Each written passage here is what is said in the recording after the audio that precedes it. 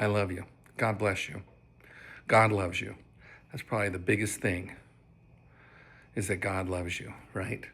And to me, it's just the way that it works, right? There's positive and negative forces in this realm, or you could call it good and evil. You can call it a lot of different things, but there are forces that when we go down certain paths and we choose certain behavior, there is a place that it takes us, and it can be difficult to manage and to navigate, and cause a lot of heartache and pain, and not only for us, sometimes the people around us, right?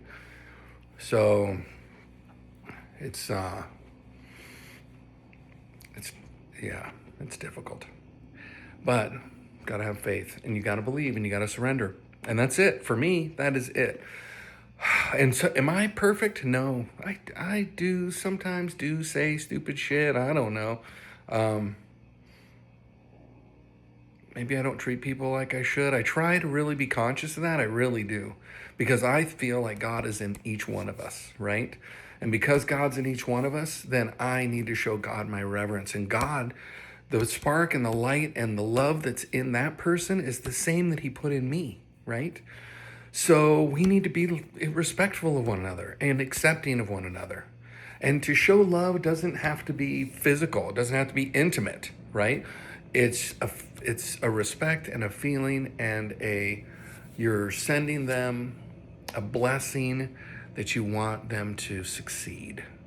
You want things to be good for them. That is spreading love, and that's spreading positive energy. So, all right. That was my other 2 cents. Now I'm 4 cents in. Okay. Remember, God loves you. Don't be tricked into believing you're not worthy. Do not. That's the way those negative thoughts work that crawl around in our heads. They try to convince us that we're not worthy.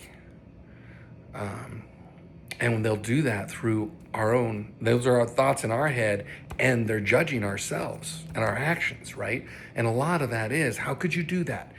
That was the wrong thing to do in your mind, right? You're trying to figure out the right way to manage things. And it's almost like it's trying to convince you that you didn't do the right thing, or you didn't behave properly. Those thoughts. And once they do, then you feel you're not worthy of the Lord. And then that force wins. The negative force wins. If you feel you're not worthy, that's where you start doing and saying things that are not necessarily going to bring positive things into your life. And that's partly where people carry that baggage, right?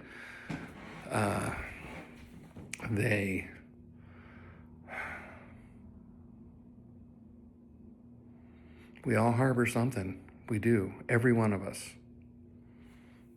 And I don't care how rich you are. I don't care how smart you are. Everyone's harboring shit.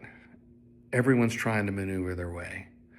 Everyone's trying to figure it out. Relationships are hard, right? Because we all have our own perspectives. We're unique completely based on our experiences, right? And so we might behave differently to a certain situation. It doesn't make us wrong or right, but it does make it difficult to manage the relationships between there.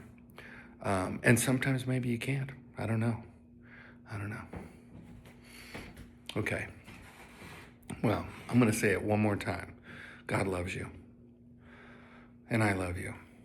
And I send you positive blessings, and I hope everything in your life takes a positive spin. And it's going to be hard, but if you're open to the Lord, you're going to be able to ride those out without the same pain and self-destructiveness. All right. Bye-bye.